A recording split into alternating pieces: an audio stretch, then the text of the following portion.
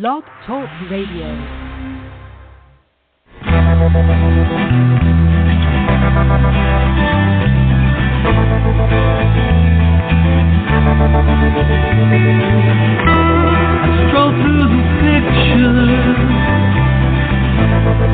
What I've left behind here once again.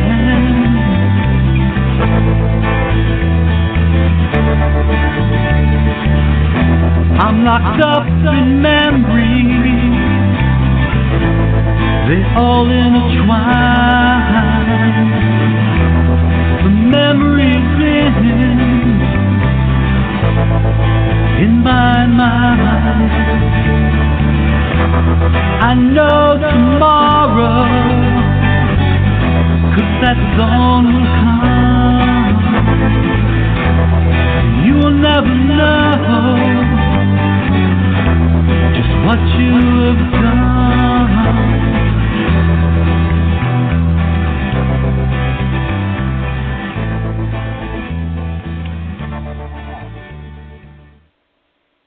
Good evening and welcome to the Stop Child Abuse Now show. This is scan number 3222. That's 3222. Tonight we're going to have Pastor Deborah Schleck with us, and we'd love to have the pastor on when she has, I think it's at least once or twice a month she comes on, and that's really good. So tonight what we're going to do is have a Q&A. That's a question and answer type of discussion with a survivor professional. Now, I won't be hosting tonight, but Victoria is here, and what I'm going to do is read the mission statement, and then Victoria can take it away. Okay. We have a singleness of purpose at NAASCA to address issues related to childhood abuse and trauma, including sexual assault, violent or physical abuse, emotional traumas, and neglect. And we do so from two different ways. And number one is educating the public, especially as related to getting society over the taboo of discussing childhood sexual abuse, presenting the facts that show child abuse to be a pandemic worldwide problem that affects everyone. Number two is offering hope for healing through numerous paths and providing many services to adult survivors of child abuse and information for anyone interested in the many issues involving prevention, intervention, and recovery. Okay. So I'm going to sit back now, and Victoria, you can take it over. We also have Philip here. So we have Victoria, we have our guest, and we have Philip. Go ahead, Victoria. Go ahead. Okay, well, thank you, Carol. And so again, we're on scan number 3222. And this is a question and answer call and discussion with a survivor professional using an open mic forum.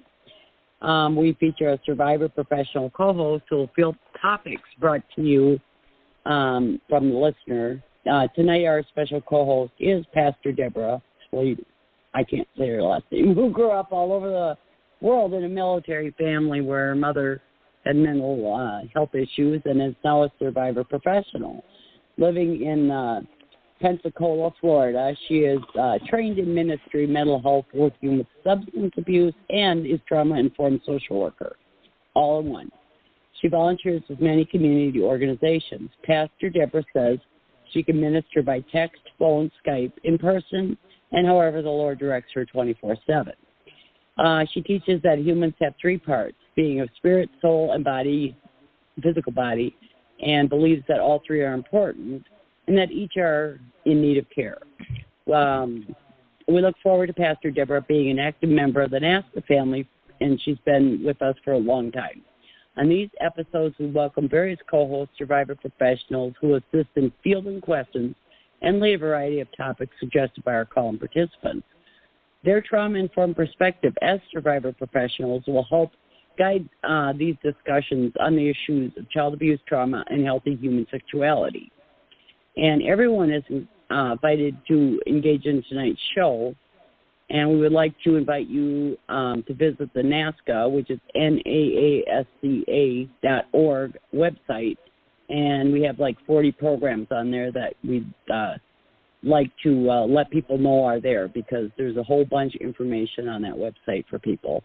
And I just want to remind everybody that all these episodes are recorded and archived. So that means we have 3,000 222 shows after tonight that will be archived and available for people to listen to at their convenience. So welcome, Pastor Deborah. And do you have a topic tonight? No, not in particular. I'm open to questions, but I can probably think of something that's happening. Okay. Why don't you introduce Philip, since he's there on the line? And yeah, hello, Philip. We got you on the line. Everybody. Hi. Do you have any ideas for a topic to start out with? Gratefulness. Yes, I do. Okay, and what was that? Gratefulness. Faithfulness. Pastor Deborah? Did you say faithfulness or gratefulness? No. With a G. Huh? With a G. With a G. With a G, okay. And what do you want to know about gratefulness and adult survivors and how to express it? Okay. Okay, that's or a how good. To, yeah. Okay. I'm going to take into two realms. One, inside yourself. And the second realm, outside of yourself. A lot of people talk about healing, say, the inner child. In mental health counseling, we do a lot of inside work in our soul, thoughts, imaginations, feelings, and then we express out to others, or maybe even in a painting or a song, what is a feeling. Gratefulness is a feeling, but it's also an attitude, it's an action. So first, you have to understand there is an internal gratefulness that has to be in yourself. And what I mean by that is, because I believe we have a spirit and a soul, your spirit has to get that information. What does being grateful mean?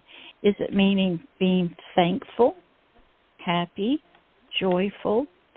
So a lot of times when I teach, we're going to pull out the dictionary. We're going to look up that word. We're going to look it up in the Hebrew, the Greek, and in Webster's dictionary. Before you can really get an understanding of one word, you have to do some research. You have to look up the word great and then full, which is the ending. So we would go there, and inside of yourself, how it's supposed to work, is your spirit is supposed to get this sort of gratefulness that it can mean, I feel good about myself because I'm a great, loving, kind person. It could be that. Or it could be, I am very thankful to somebody else, so I'm grateful and appreciative of them and what they've done for me. So your spirit will get that information through study, through teachers. Then how it's supposed to work is your spirit then transmits or transfers that feeling, that thought, those ideas, which it could be, I need to be grateful to, also means thankful, to something outside of myself. But I also need to look at myself and be thankful that I'm still here, that I'm still, alive. Then you transfer that information to your soul. And your soul goes, oh, I feel that. I need to be thankful for somebody who's helping me. I need to be grateful that I'm loved. And maybe we express that. Some people are good talkers. Maybe we do a drawing, we do a painting, we do music, we bake food, we make dinners. Maybe we wear a T-shirt that says, I'm blessed, or be a blessing, something like that. So it is an action. It is a thought. It is a feeling. It's in both realms. Well, really 3 realms. It can just be inner talk. It can be talk within yourself. It can be, I need to express out to somebody, okay? with a hug, with just sometimes you get a smile through your physical body, so it can be used. So it is a form of thankfulness. It is a form of expression, communication. Sometimes it's done with just through your eyes. Sometimes it's just done with a slight smile, your body. So those people who have had sexual abuse as children, they, believe it or not, the child in the spirit wants to thank somebody, maybe a savior that stopped it, wants to give somebody a hug, but doesn't know how to do it. Some of these things have to be learned. When you're as we'll say a student, a disciple, this is all from a lot of martial arts I had to learn, is your master teacher, which used to be our mamas. They would teach us through examples in the family how to be loving, kind, thankful, grateful, maybe to the father for working, making the money to buy the food, to brothers and sisters, things like that. So it is all a lot of different meanings, but usually what happens with survivors, they don't know how to say to themselves, I'm grateful that I'm still here. I am thankful and grateful that I didn't die. Somebody up there must love me. My life is not the best, but I am grateful that I'm alive. And that usually has to start inside before you can really express it truly through your physical body and your words. And if you ever study artists, they talk through their painting, or musicians through song, but they don't talk a lot. You won't hear much out of their mouths. They're very reflective, self-reflective people, inner thinking, and they express through their artwork. So in sexual survivors, it's a way of saying, I'm okay, you're okay, sort of like that. Does that help you, Philip? Yes. You got another one for us? Keeping your word. Okay. Can you elaborate, please? Sure. What happens if you've been sexually abused? You have felt betrayal. Your mother said, I love you, and she allows you to be abused. Your father says, or your brothers, I love you, we're family, and you get abused. They didn't keep their word. You don't know exactly what that means as a child, but you felt betrayal, rejection, okay? Now, inside what's going on, okay, a lot of people will say in spirituality, which I do a lot of work, they'll say to themselves, God, you didn't protect me. You didn't keep your word. So I'm turning from you to something else, even to myself.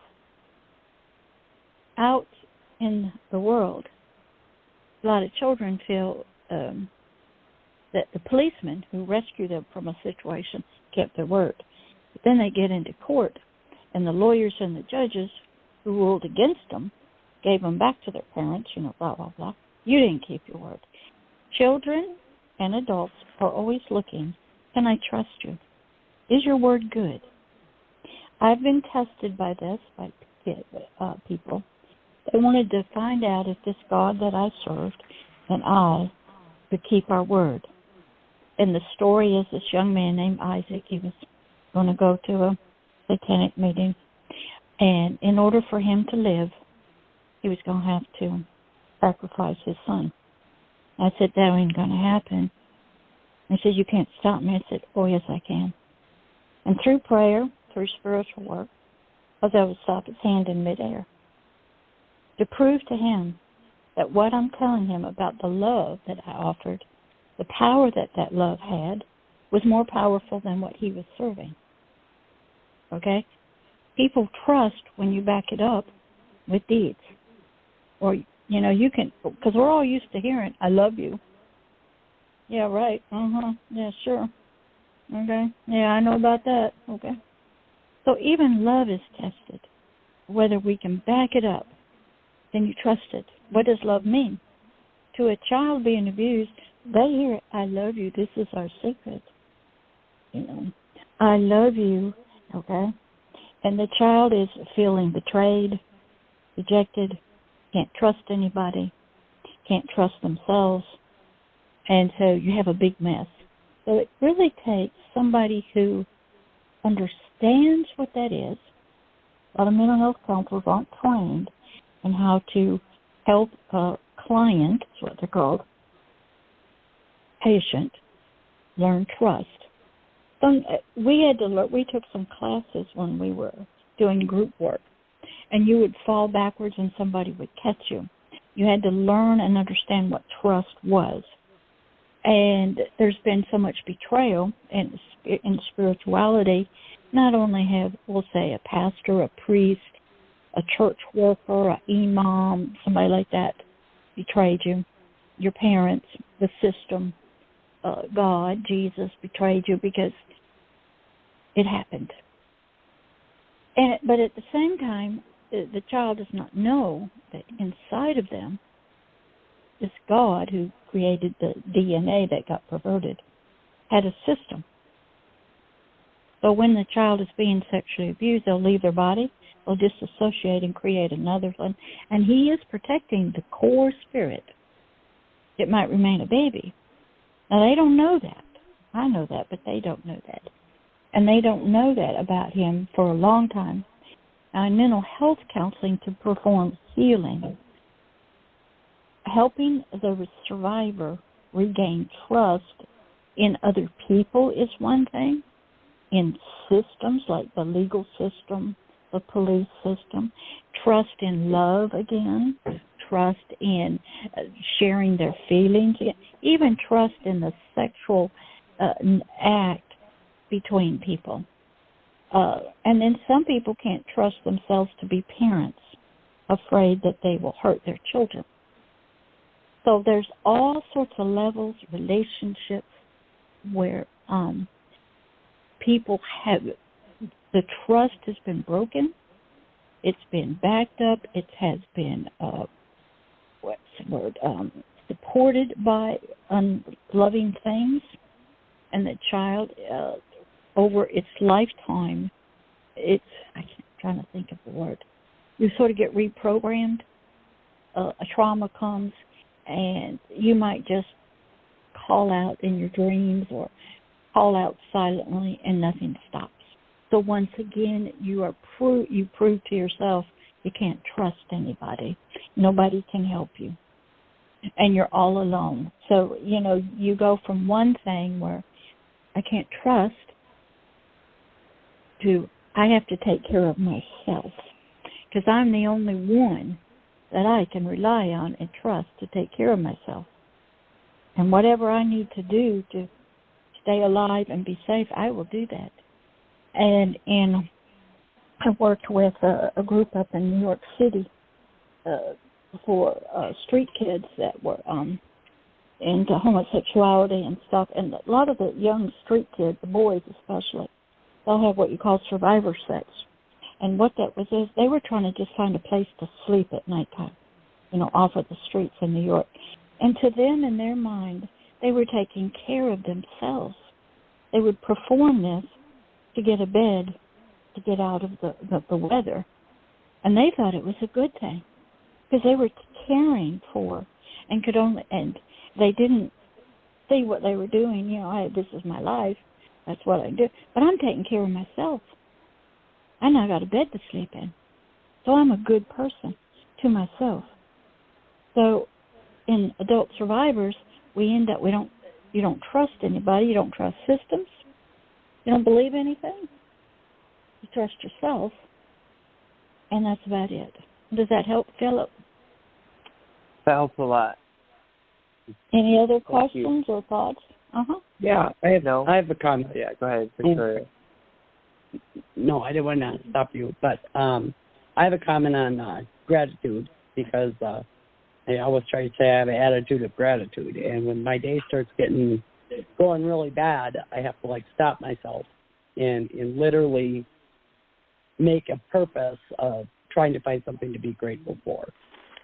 And be it, I've got a tree growing in my yard and I can sit under it and there's, shade. I've got a bed to sleep in. I'm not homeless. Just, the simplest things. Sometimes the simplest things can be the greatest if, you're appreciative of it. And I sponsor people in the program of AA and NA and Al-Anon. And, they'll call me up and they'll just be complaining about this, that, everything else. And I basically tell them, too, the same thing. I tell myself, stop, think of 3 things you're grateful for. I ain't got nothing to be grateful for.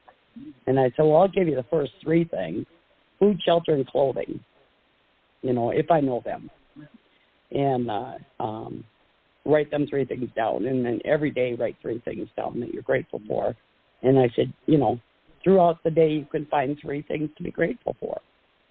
And I had one lady come into Al-Anon, and she said she's been in Al-Anon for 45 years. And when she came in, her sponsor told her to write down 3 things she was grateful for every day. She said she did that for 45 years and has never repeated one thing on that list. And I said, that's a lot of gratitude, if you think about it, But it does add up. It adds up, and I like how you said it, it reinforces, not only in your mind that, there are good things out there, but also in your spirit, which does affect your body, because I agree that all 3 work hand in hand. And yeah. Well, how it's supposed to work. Okay. How that's and I also want to comment on one more thing, which was the love message. To me, love always meant I owe somebody something. If they said I love you, it meant, okay, now what do I owe them? That was my automatically mindset response, and because that's always what it meant my whole life, And I believe the only reason I was put on this earth was to sexually satisfy men, and that was my purpose. That's why I thought God put me on earth. So it took a long time and a lot of therapy and a lot of support from other survivors, especially.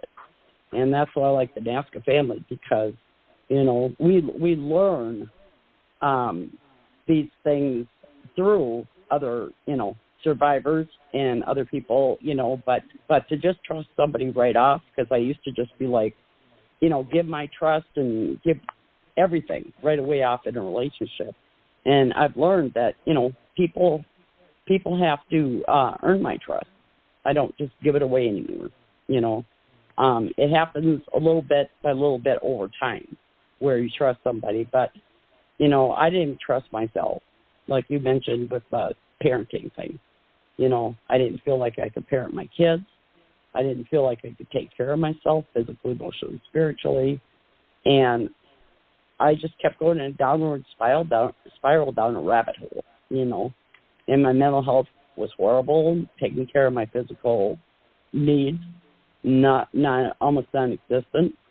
And I didn't know how to stand up for myself. And all those things can be learned. I want to let people know that this is not, hopeless.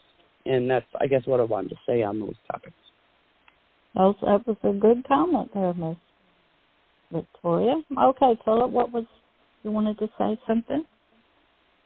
No, I don't have anything to say. Okay. What she was talking about is that in the mental health world of healing, your soul is trying to help itself to be grateful, like what she said. Remind yourself, soul, of 3 things you're grateful for. In spiritual work with a pastor, all of that comes from the spirit, which comes from higher up, to the soul. It's spirit to soul. King David in the Bible would do this. There would be days when his family's trying to kill him, trying to take over his throne, and his soul was downcast, fearful, sad. Nobody loved him. So his spirit would say to his soul, this is all inner work, soul, why are you so downcast today, so sad? Come with me. Let us go into the presence of the Lord up onto the high mountain into the temple and worship the Lord and give him gratefulness and thanksgiving. Okay? Now, what Victoria was telling us is how mental health counselors work from the outside in. Your soul is trying to help itself feel better through many different ways. It does work, but what happens is your spirit's not ever touched by what your soul does. Okay? For a long time, your spirit is married to, it's encased in the soul. It is affected by the spirit. The spirit's affected by the soul. But what happens is, for that transformation, that healing, out of having the mental, the soulish thoughts, behaviors, memories of an abused child, the spirit must come to the soul and say, we're going to heal that. It's inner work that's going on. The outside comes in, like what Victor, I have a house, I have shelter, I have food. Some people don't have that. They're homeless. And what happens is they're relying on natural things they can see with their five senses that's happening to their physical body, and their soul is going, well, I have this, therefore I will be happy. It doesn't last. The change doesn't occur. So I had to learn there's a deeper work when you work on the inside with the spirit. The spirit has to get knowledge, information, and how it would be is the spirit would be like the husband, the protector, looking at the helpmate, the soul. And it would say, soul, you're the weaker one. I'm to help you. I've got some information. I'm going to comfort you. We're going into the spiritual presence. We're going to listen to a song. We're going to go into prayer. I'm coming to help you, helpmate. This is biblical, how it's supposed to be. Where the helpmate, the soul, cannot help the spirit because they're in two different realms. So there's the outside work that's real important. It does work. Victoria said it does work. And you can, over a lifetime, change your thoughts in your mind, change your feelings, and get some healing. But that never affects the spirit. And I have to live with, upon your earthly death, I got something left, the spirit. And the spirit is more powerful if it can get healing. This one young lady I work with named Candy, precious lady, high queen in an occultic family. She had created she was about 3 years old. They do tests with children in that area, looking for the gift. Can we put you in a black hole with snakes and stuff? Can you survive by creating multiple personalities? Some people can, and they survive. Others can't. And so they're looking for the gift. That's what it's called. Do you have the gift? Candy, at about 3 years old, she needed a protector spiritually.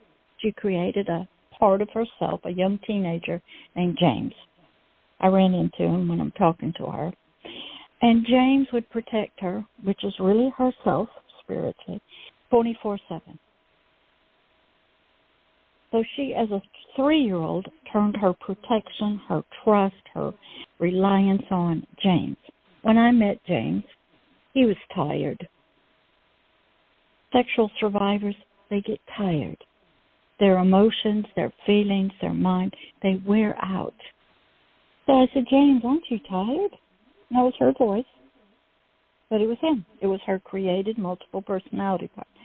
Wouldn't you like to take a rest and let somebody else be Candy's protector? Watch over her while she sleeps spiritually. He said, I don't know anybody that can do it because I don't trust. Candy was telling me, I can't trust anybody spiritually. Nobody. So I got to protect myself. So I'm going to create this mean young teenager, James. I said, how about we let Christ Jesus come in, help Candy for 24 hours, and see if he could be a good protector, and Candy would be okay with it. And he says, well, I don't know about this guy. I said, well, why don't you go ask Candy? So James went off, but it's really Candy. Candy went and had a meeting with herself. And he came back and said, Candy said it would be okay for me to take a rest. Well, Candy was saying, I'm tired. I will give this other guy, who I don't really know, 24 hours, and I'll see how he does. Okay? This is deep stuff going on. 24 hours later, I come back. I said, okay, James, how was it? Oh, yeah, he's all right. And I said, well, what does Candy say? Well, she felt safe. It's her spirit. And I said, well, would you like to take a rest? And so I'm asking Candy, do you want to give up protecting yourself and just trusting yourself and to let this guy who's supposed to be there, she believed in him, be your guard, your protector, and take care of you spiritually? He said, yes. So I did a prayer.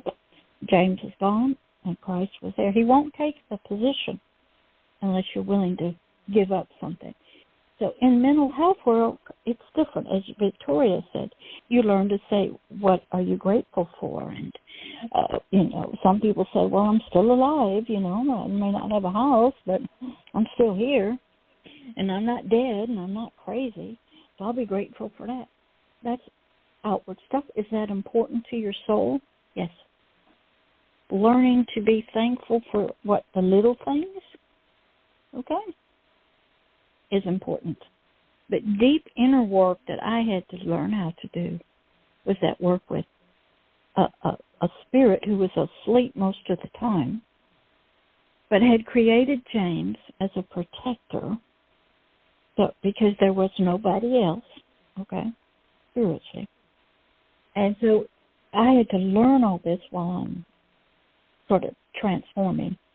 So gratefulness is in the spirit realm and in the natural realm, and it is an important part of healing. Did that help you, Philip and Victoria?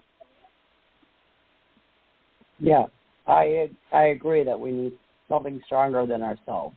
I also want to say, though, that all of us who are survivors, our spirit has kept us going, because sometimes I look back and I go, how the hell did I make it through? And there was some little spark within myself that kept me going during unbearable, unthinkable times, Yes, ma'am. And it's like, I just, want everybody to know that,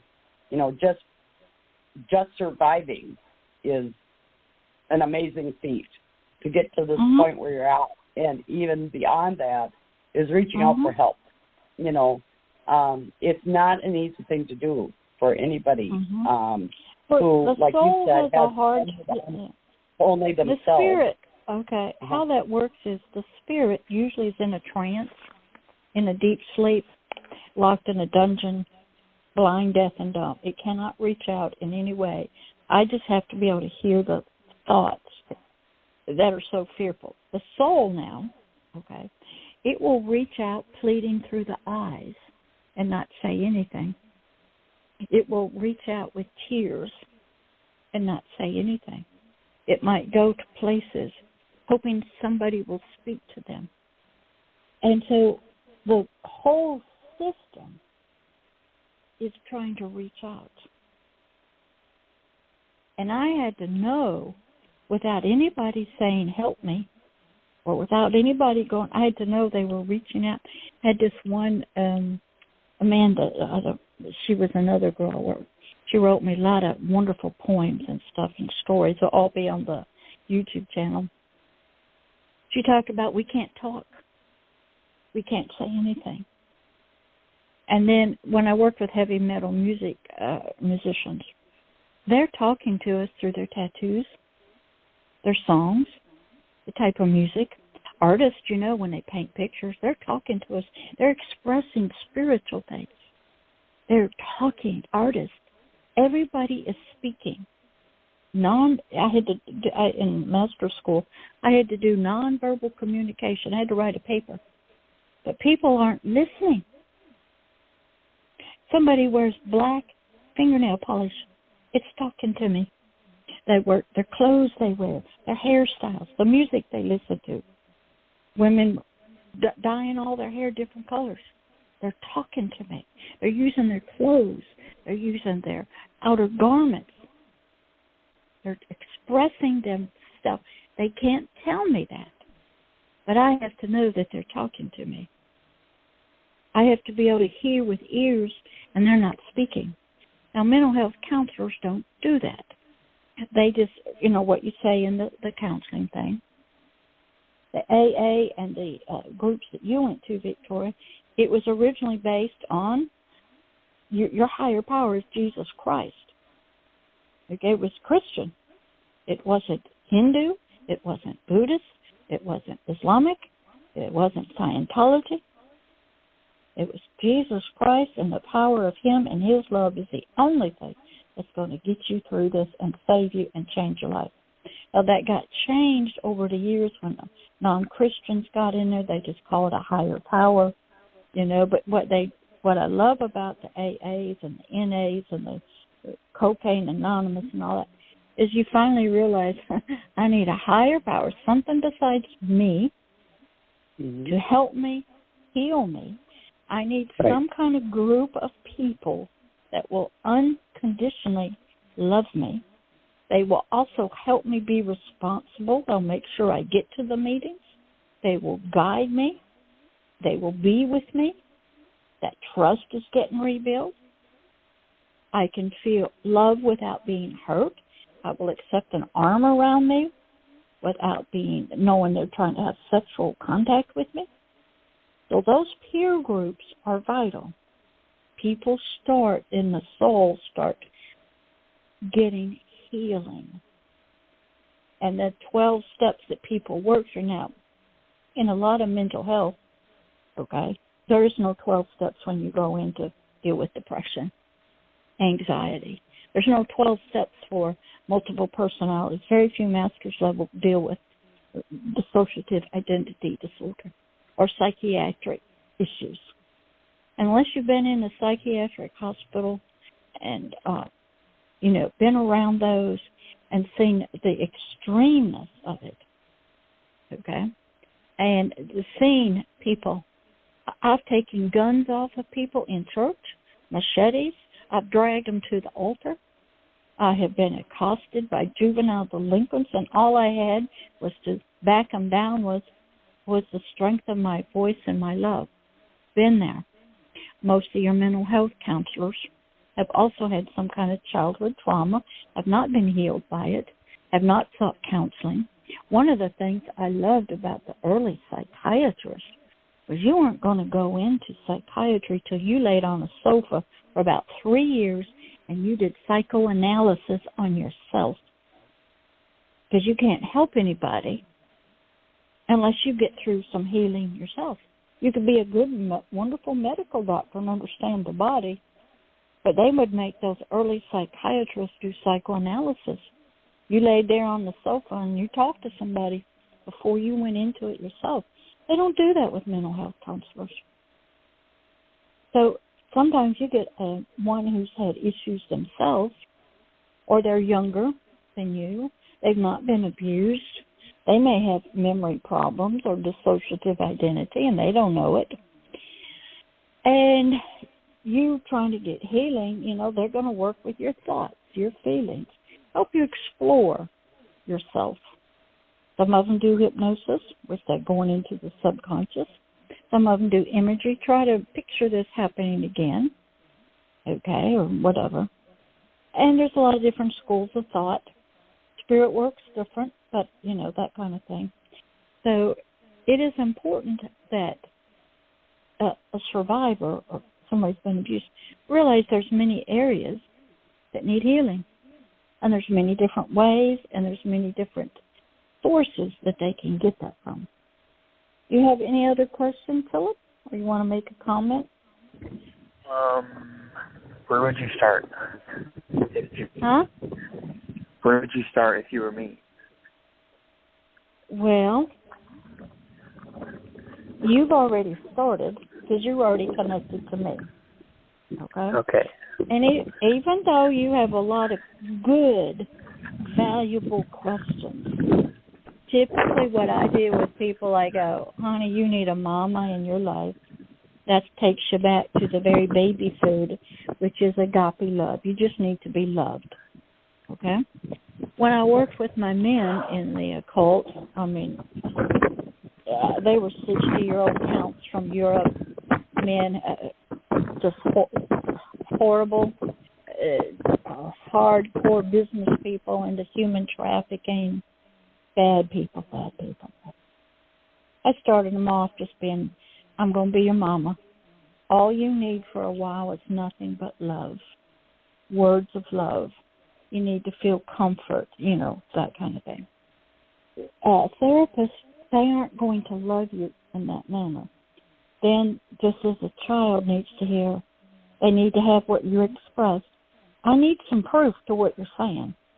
I had to prove this love that I had to this young man named Isaac. He said, we understand it's here. We understand there's some power to it because we can feel it. We can feel your prayers. But we can't touch it yet. We can't talk about it. We can just sort of feel it. And what his poem he wrote called Love is Here, he said, we will eventually learn that love, the kind I was offering from Christ Jesus, could heal them.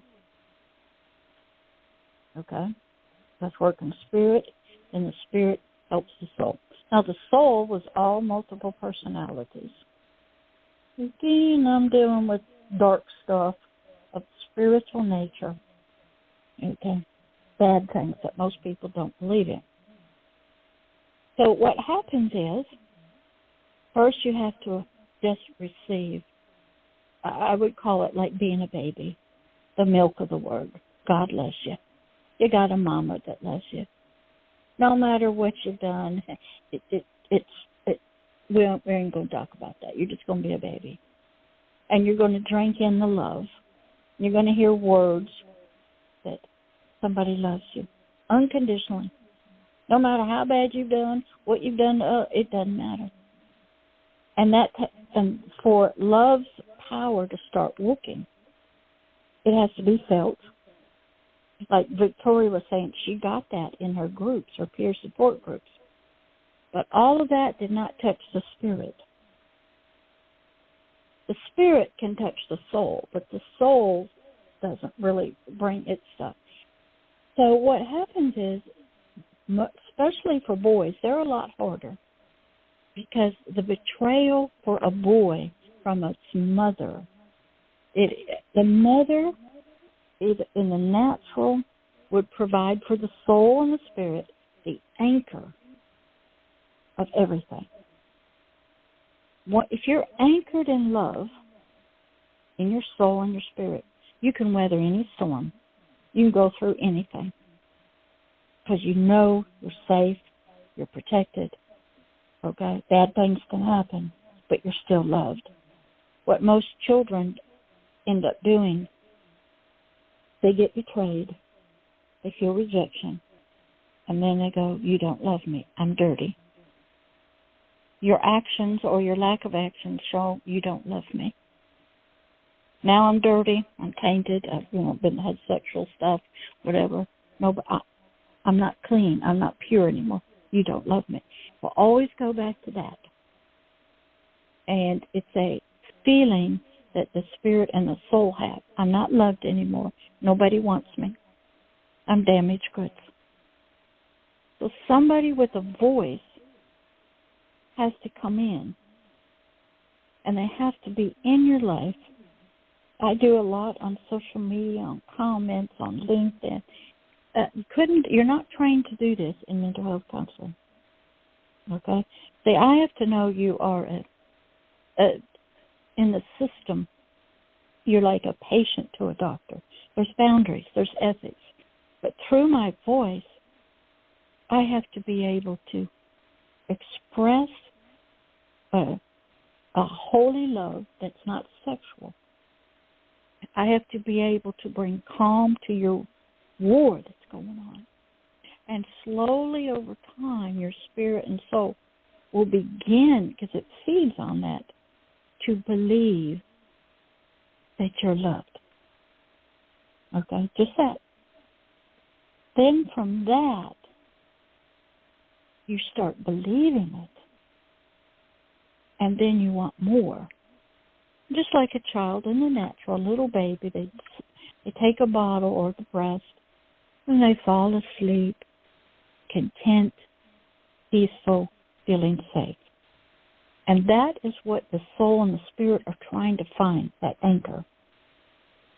Once that's there, and when I spiritually adopt everybody, then they give me the right to speak into their life, and they sort of become my child. I've worked with 80-year-old men. I've worked with kings of Europe. I've worked with Supreme Court judges, doctors, lawyers, spiritually, business people. Now, I don't talk to anybody about it. I could see, I might know somebody and see them in Walmart, and I never say a word to them. I'm not going to embarrass them. I'm not going to walk up to them. So how healing comes is through love. The love starts restoring to the person. And I've worked with this one lady we were doing deliverance work on. And I had this ability through the gift of discerning a spirit. I could see into the realm of the spirit. I could see their spirit. They were trapped in a dungeon, a prison cell. I opened the gate, the door, and they were too afraid to come out. I'm sitting right in front of them, knee to knee. She's crying and crying and crying. I said, "Sweetie, it's okay. Come out. You're afraid. Come out." And she couldn't come out. She was too afraid. I said, "That's okay. I will come in there to your dungeon with you. I will sit there and hold your hand. You will feel the love. You will get your strength. I'm not going to leave you alone. I'm with you. I'll stay with you." And I had to do this over and over with these people, especially with boys, because they are the most hurt because the mama rejected them, abandoned them, betrayed them. Total lack. Their anchor was never set. And they're just floating up there in the rafts and the waves and stuff. And they didn't know what to do. And through my training in the spiritual pastoral work, I knew what they needed. Mental health couldn't provide it. You were a client, not a child. You were just paid money. I did everything for free. So how gratefulness starts coming in, got to be loved first. Peer-to-peers can bring in that love. Bill got it, okay? Because Bill will tell you his Catholic priest did some abuse with him. He was in a peer AA group with all men. Do you think he trusted them? But he said these men loved him, not for sex. And he started feeling the love of another person, uncondemned, with no, like Victoria said, she felt like she was here to service men. So it takes the power of love over a long time for walls to break down, for the soul to feel better. Like Victoria said, you have to help other people. She could do it because she got the help. How to be grateful because love was coming in. Because somebody, a sponsor in there with Victoria, was reaching out in genuine love a little further down the road. Said, "I'm not going to leave you alone. I'm going to help you walk this walk." Mental health counselors don't do that. Go ahead. Okay? You can't call me in the middle of the night. Go to the hospital. Oh, I'm going on vacation. I'm closing my shop, moving out of town. So the client is never anchored. And because medicine has come in to deal with the biological brain and all of our chemicals, which get out of whack, they're more reliant on that. And they kind of leave you to the pastors and the churches and your friends, and, you spend more time out there. And the church really isn't prepared for this because the pastors don't study this. And we were in mental health work, we were told that, 1 out of 4 people had mental health issues, childhood traumas. Now let's throw in, I was telling Carol, all these storms that have just happened. It re-traumatizes people, traumatizes the kids. COVID, okay? Death is near. And I had to learn how to love the most horrendous, wicked people that you could imagine. And I had to love them with the love that was not of mine. It was beyond me. My words had to express it. I talked to them on the phone. I talked to them in emails. I had to go into worlds I had never been into. Really bad stuff. And I had to look at everybody with eyes of love. And how I got there was I was in a praise and worship time in a church, and I got asked by the Holy Spirit what was the desires of my heart. I said I wanted to be a spiritual mother to these people in occult, Satanism, witchcraft, heavy metal music, homosexual, every abused child, every gang leader, every cartel, every human trafficked person. And I want to turn their hearts to the Father. And he said, it is done. Right then I was anointed to be a spiritual mama to the worst of the worst, the ones nobody wants to touch. But they'll say, lock them up, throw away the keys. Now, I wasn't brought up in mental health counseling. I was brought up in the military to go set captives free, no matter how bad they were. I'm a special ops, Navy SEALs, Army Ranger. Put me behind the enemy lines, send me out there the worst stuff, and I'll love them. And love would do its work and be the anchor.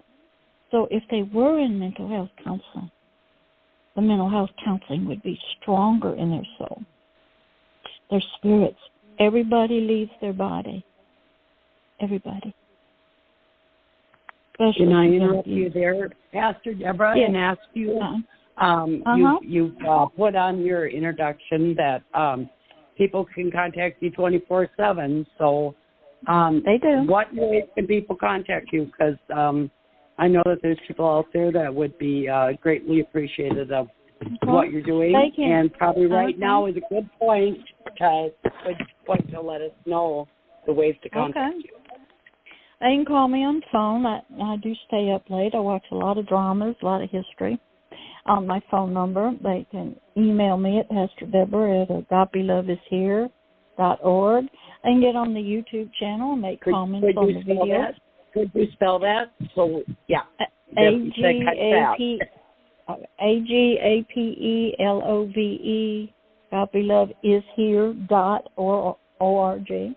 That's one of my emails. My phone number, which I think you guys have. I also do a lot on LinkedIn. People comment on the videos I make, and I've been working with a precious young man named Chris. He's having trouble with physical circumcision, and he's been a sexual slave. And most comments are very appropriate. Some of them, when they subscribe or make comments, they're to porn sites, and I have to delete them. But yeah, I love those that are in pornography. I work with the children of child pornography and the pornographers, and I had to love all of them. I've had them when I had a little booth in the flea market. I had a guy from Paris, France. He was getting ready to go out of town. He came on a Sunday, and he said, I just want to say thank you for adopting me and loving me and all the people. I take a lot of pictures and, photography and stuff, and I'm flying back on a private jet. And I want to say thank you. I mean, I had some of the contact with some of the world leaders, underground people, business people, all over the world. I wasn't prepared for this in mental health counseling. You're prepared for 50 minutes, and you follow your protocols. You're dealing with a sick person, right? You're dealing with somebody with a mental disease, and you got 50 minutes, and you better get them on medication, Okay. Because you're basically, the pecking order was psychiatrist, and they came under other medical doctors, then the psychologist, and then the master's level. And I just had so many experiences. I worked in a rehab hospital with inpatients with head injuries, spinal cord injuries, strokes. I had to work with people who had burned their bodies, missing limbs, children. I had to be able to work in situations, provide love. This one lady that her husband had set her on fire. She was all wrapped in gauze and everything. I had to walk into her room and minister to her as a licensed clinical mental health counselor. I had to pray just to look at her eyes. I had to be in emergency rooms as a chaplain, and people are dying. I had to talk to people. So I had experiences how to express love and calmness at the worst times. And I had to understand that people that are in turmoil inside their spirit and their soul. They're scared. They're frightened. They live in a perpetual fear. You know, they don't trust, and they don't trust anything. And they're getting through life, you know. They're using drugs, alcohol, everything. They don't feel wanted. They feel tainted and dirty and ugly. And nobody loves them, especially a mama. When a child grows in the womb of a mother, that's the first connection.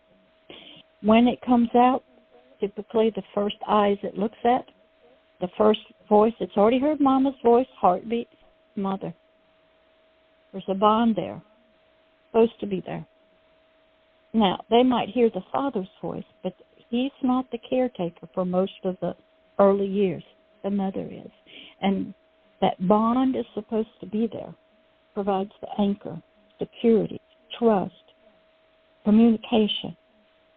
The mother's supposed to speak to the child and tell it its future and its purpose, and it's loved and wanted. And if that child is given over at any age and the father steps in and does abuse, or other children, or is sold into stuff, who do you think they're going to blame? Mama. Okay? They're not going to blame the man. He's just doing, hey, he's loving. They're going to blame mama for not protecting, for not providing, for not loving. So I discovered that people who have been sexually abused or any kind of trauma, they need to anchor from mama. They need to go back and let themselves feel. What do you do like my situation where both my mother and father sexually abused me? Okay, there's no problem. How I would look at it is I would look straight at the spirit, okay? And God would open my eyes to see the condition of the spirit. Is it one of light? Is it one in a jail cell? Is it living in torment? Is it battered, abused, or there demonics around it? Is it living in fear? Has it become an animal? I had to learn, study the condition of the spirit. Okay? Now God will bring me a great movie like The Matrix with Neo. He's plugged into the Matrix. He's imagining a world in his mind, but his physical body was in a cube.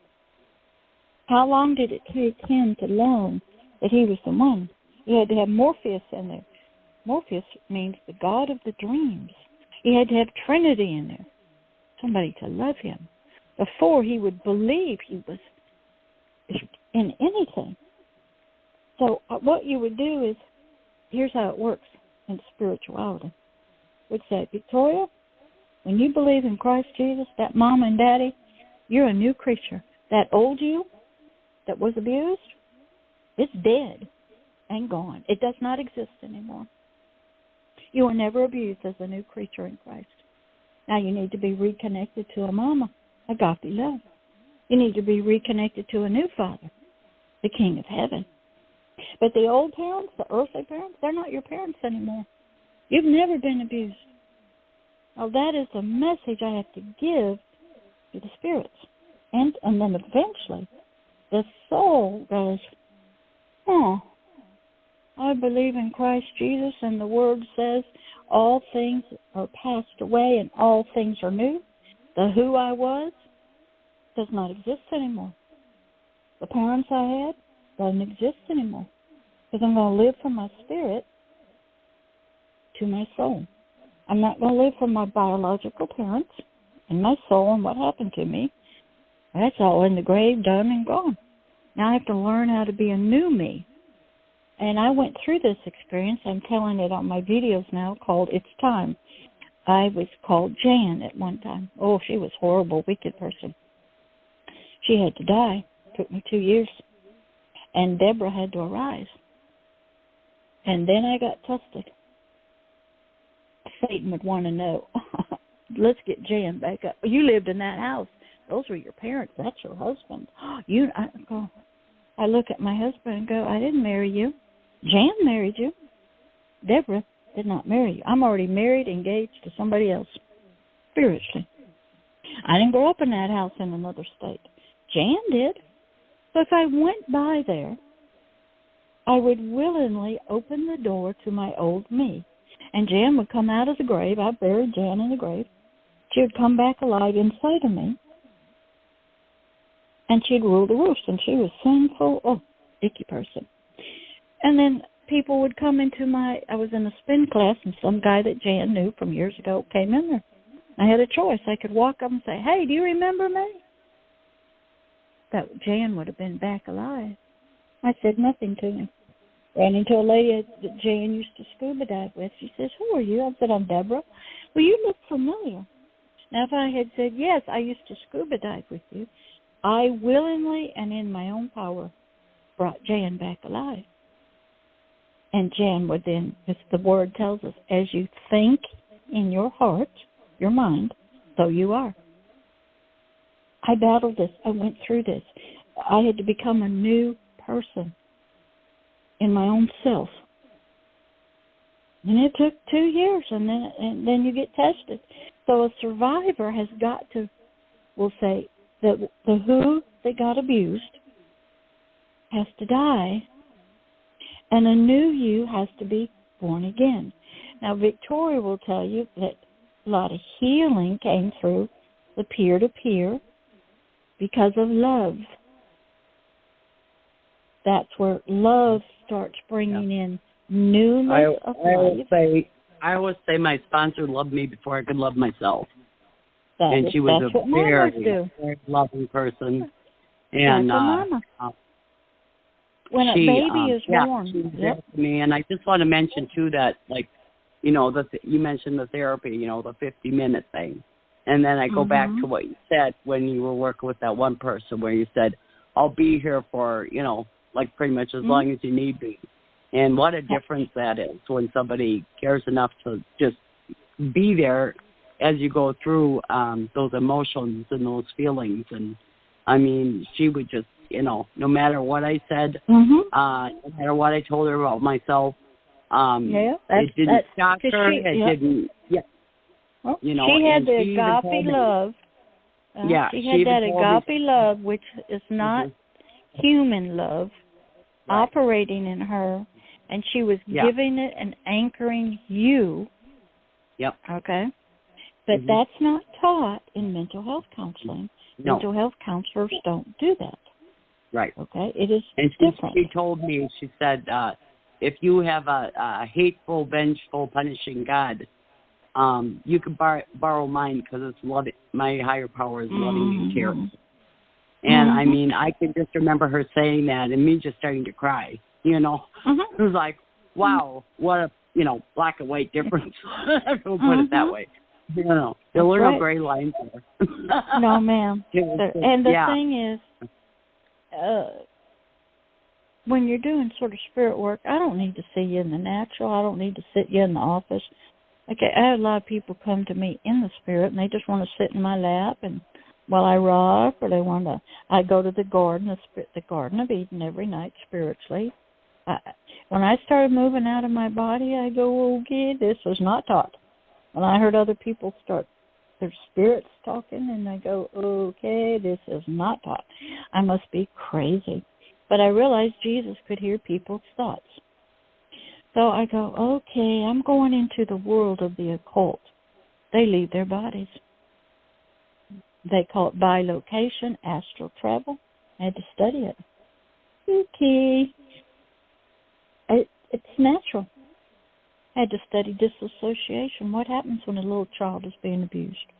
Oh, okay, I read some horrible stories, true stories, about what they do to survive. And I asked God one time, I said, how come all these people got multiple personalities and they can disassociate and leave their bodies? He said, because I'm a multiple. I am anything I need to be. And I leave my body. I set my spirit down there. But the other part of me is up here. He said, I'm a multiple. Therefore, I have that ability to be whatever I need to be. And I gave that gift to all of humanity. Now, they don't know it. It just happens. Okay? I found out it was a gift because I was diagnosed with 31 personalities. Okay. Now, what happens is, what God wants to do. Because, like you said before, I would not have survived if it wasn't for that. And also in the 12 steps, it says that we practice these principles in all our affairs, so it means you're using the steps in all areas of your life, be it gambling, be it mental health issues, be it whatever. These same spiritual principles work with every single issue that there is. And, you know, I didn't understand that at first, you know. No, you won't. Because, all you needed was that lady loving you. I needed a different book for that, you know, for each different thing. But like you said, you know, it all works together, the formula or whatever you want to say, you know, the spiritual program. And but that AA, like I said, it's been. I actually went to the guy's home, Frick, up in Pittsburgh, who started AA in this little house and stuff, and it was all Christian, and it was all based on, you know, what he went through, and so there's a wonderful history to that. It does have success. And it's proven they took it into narcotics and cocaine. Now, they don't have anything like that for mental health or grief support. There's no AA in it. They kind of stuck AA over there with drug and alcohol. Okay.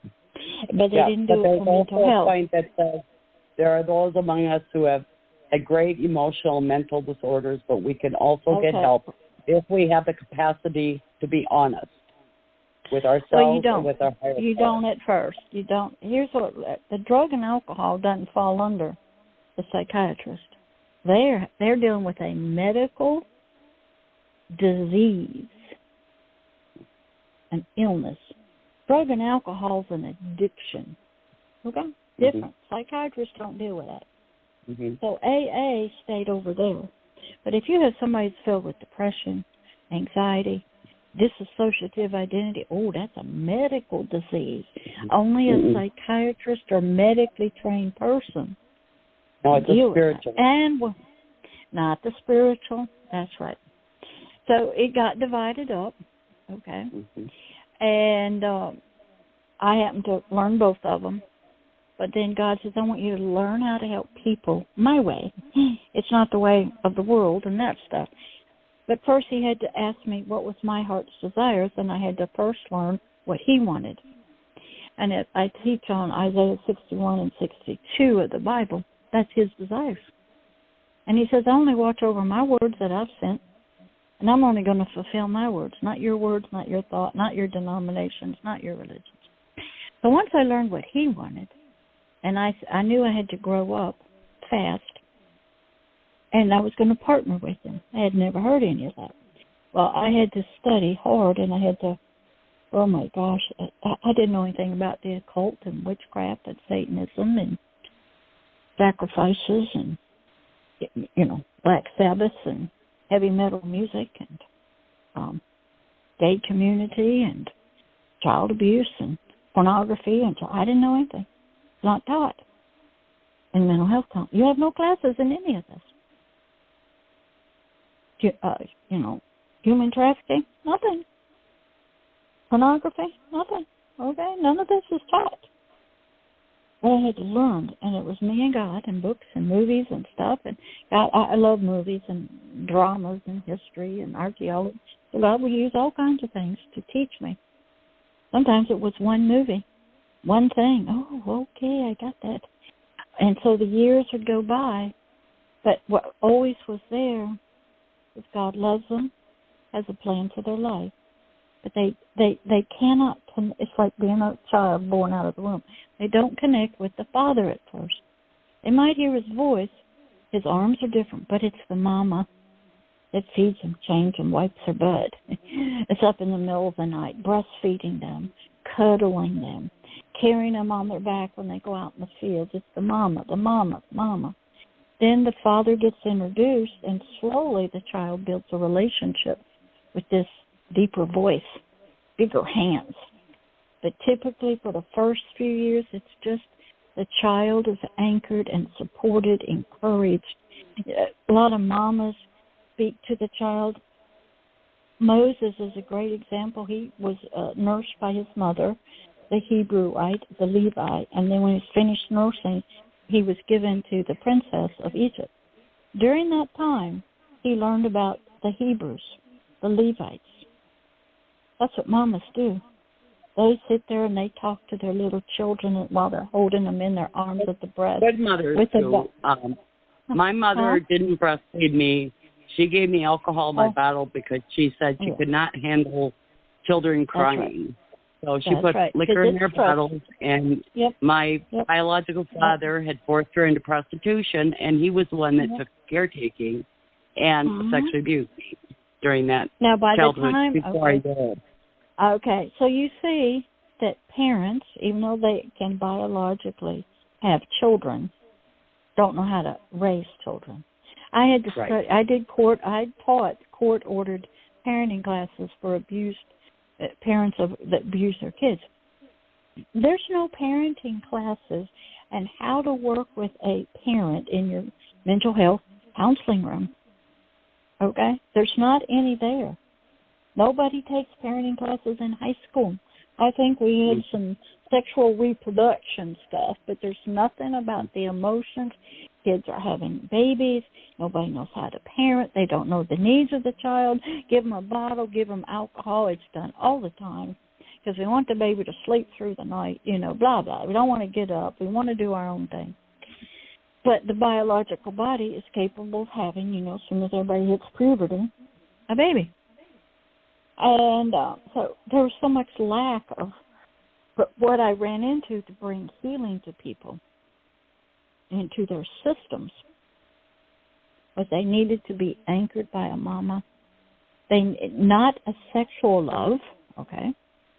I had a lot of them try to do that. Oh, no, it's not that kind. It had to be like, you're just born, baby. You're just a little infant, can't even talk. You just need to be cuddled. You need to hear you're precious, you're sweet. God loves you. I love you. You are our child. You are not dirty. Candy, I think I told you about her and James. She actually brought to me on the phone. She called me every night for 3 or 4 years. Did major healing and deliverance work with her. She brought me this little baby one night. She's on the phone, and I hear her start crying and whimpering. And God opened up my spirit, and I saw she was handing me a little bloody baby. What was that? It was part of her disassociation, part of her early childhood. And I took it. I'm using my voice, okay? I said, sure. I'll take you, Candy. I'll take you. I'll hold you in my arms. I'll clean you up. You're so precious. Let's clean you up, sweetie, and hold you and love you. All through my voice on the phone. I'm doing work on a part of her that's so deep. But she trusted me with herself at that age. Right. She trusted me. When I was working with James, I said, you go talk to Candy and see if Candy will give you permission, James, to go take a break. I'm asking Candy, through James, Candy has to give the permission for James to take a break. But Candy had to decide for herself, I will give up protecting myself, and I will take a chance on this Jesus who my mama says is okay, that loves me. I'll give him a chance. Don't know who he is. Okay? Just for 24 hours. So I had to respect the system that was inside of Candy, the dissociative system. I had to respect every part that was in it. I had to learn that there were dark side parts that served Satan. There were light side parts out in Christianity. There were business people, architecture. They go to church and they're serving the dark stuff. Okay, at the same time. And it was difficult, and it wasn't taught in mental health counseling. So I was still do deep work in there. Okay? AA, like when you went, Victoria, because of that love, they're doing deep stuff to help you, but you don't know it. You didn't know it. Okay? No, you but were it sure feeling felt it. It sure felt different. At first, it was really scary, And then, have you got any questions? I was in the psychiatric ward, and because before that, I had been before, but at this one point, I started crawling around on my hands and my knees, and I would end up in the corner, and I'd be shaking and whimpering. Now, I didn't know this was going on because, I was dissociated. No, But my husband saw this happening, and he would tell me, and I'd be like, no way, that Okay, whatever. well, let me tell you a story. I had a young girl, Amanda, live in my house, brought her in. And I go in her room, and she got clothes on, but she's under her bed. And I said, sweetie, what's going on? I don't have any clothes on. I'm naked. She's hiding. She's scared. But she's got clothes on. But it was a dissociative part. I said, that's no problem, honey. What kind of clothes would you like me to get you? I said, I want. And I said, okay. And I said, here, reach out. And I put my empty hand, in the natural, under the bed. She took it. I said, put them on, and then you come on out. I had to learn how to work with those. Ones who sucked their thumbs. Ones who had attitudes. Ones that tried to kill me. Ones that were close to demonic spirits. I had to learn to do the deep work. But I also used mental health. I knew about, communication and always said, hey, go talk to counselors, go into a program. Because they weren't going to hurt you, and they had a lot of good stuff in programs. Most of these people don't do. And so it was wonderful. But, Philip, have you got any more questions? We're getting close to the end. Are you still there?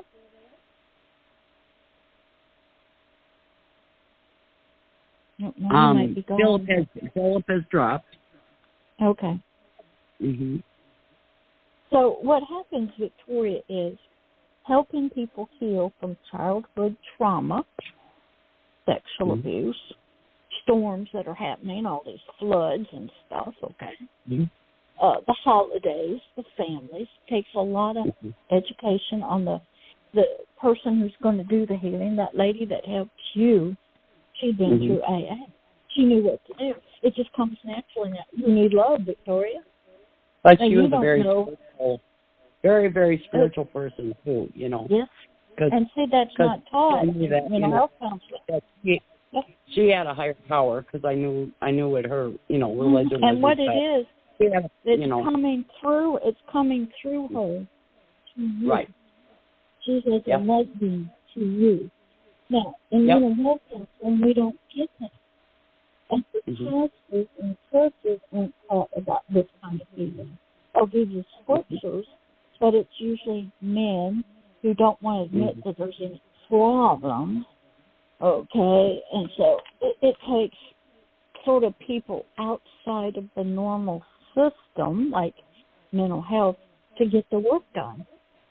Right. And to be the people out here. We used to have a saying in mental health counseling, sometimes you're talking to your neighbor over your back fence, you get healed right there with them. You don't even have to go to a counselor.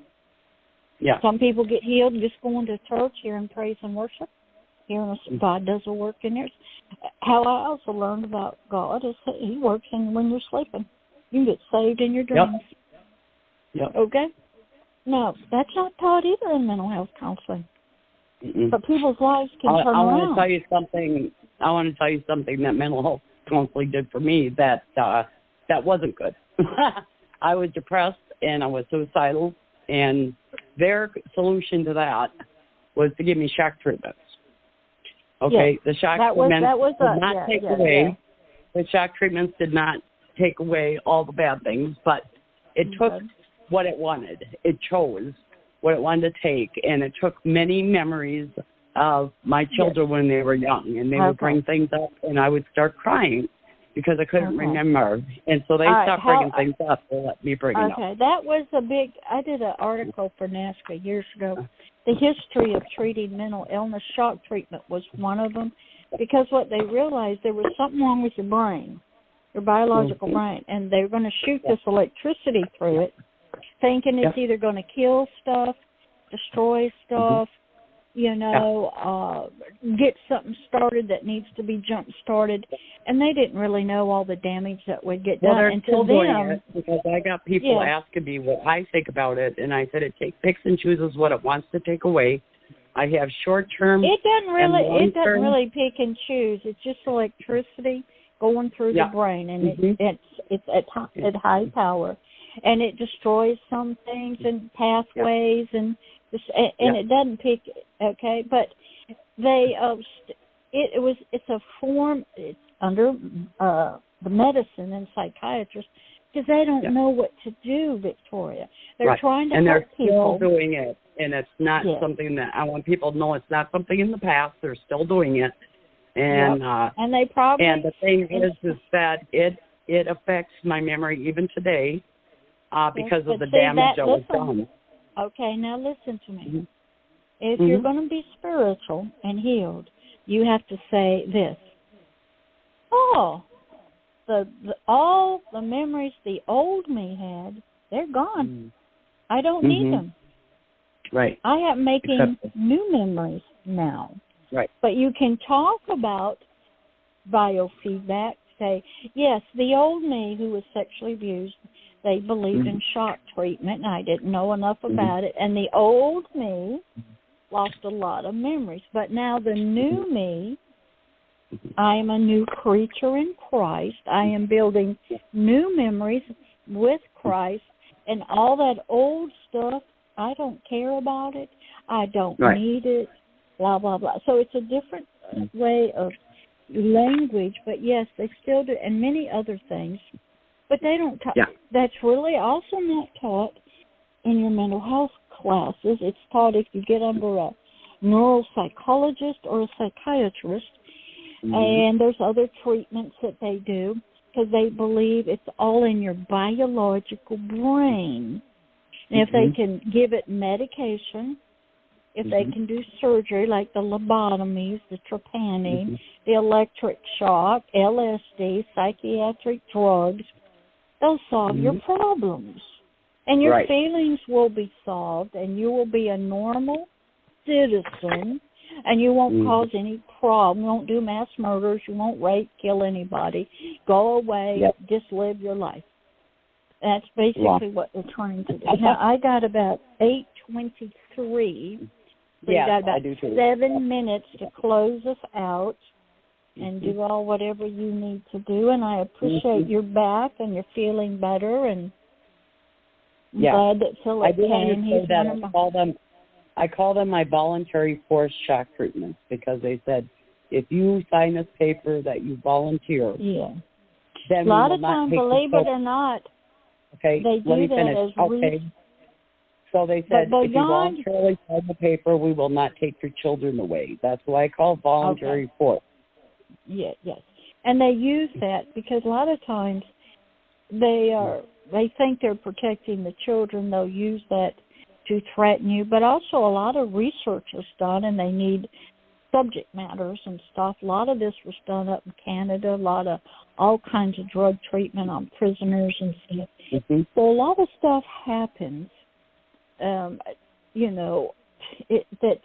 wasn't approved. CIA did a lot of stuff. The government does a lot of stuff, and they need, the researchers do a grant, and they need somebody like you to be the participant, so they'll threaten you with the kids. and they'll get all the information and pass it up the line. A lot of it's government, it's Secret Service, it's CIA, it's all kinds of warfare stuff. Then after they asked me if I was still depressed, well, you know what? I said, no, I'm not depressed. And the only reason I said that was because I didn't want no more shock treatments. But that is what was reported, that I'm not depressed anymore. You know, so that adds to their statistics, you know. There's a lot above the medical community, like I said. I had to study psychic roamers in Vietnam. Men would leave their bodies and record. Men who said we could stare at goats if we take LSD. We did a lot of LSD treatments with people trying to get new kind of soldiers, all kind.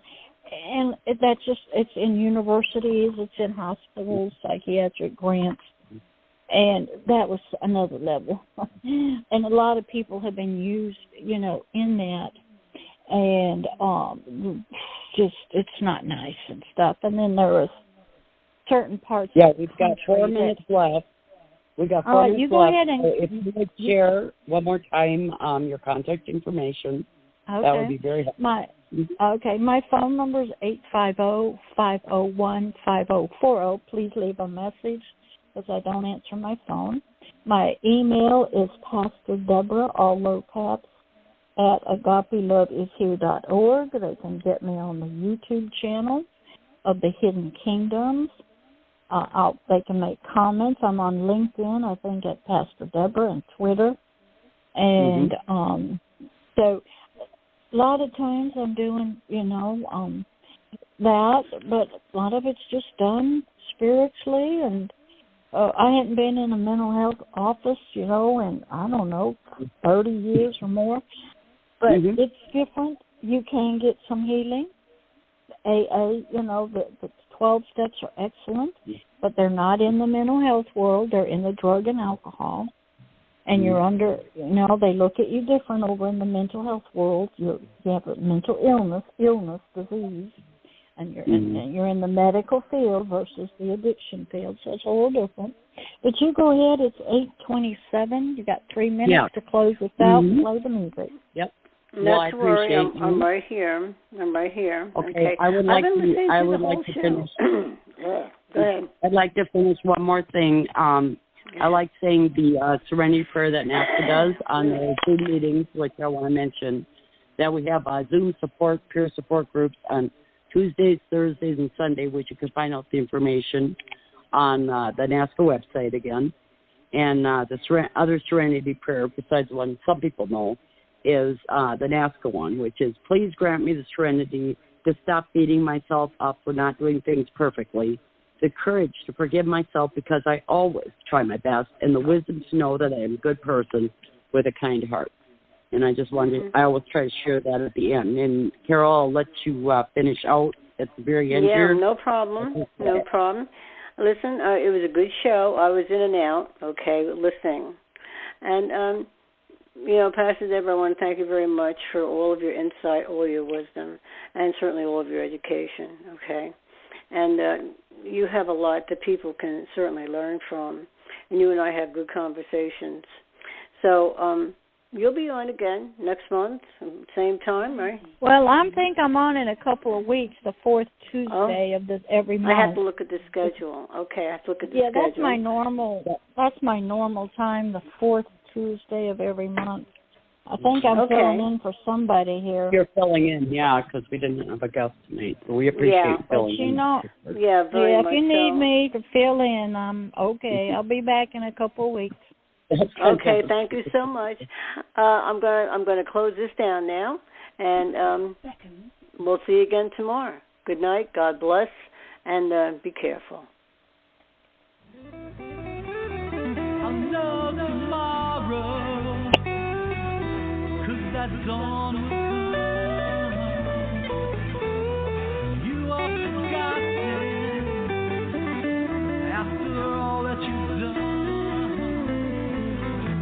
Another tomorrow, that dawn will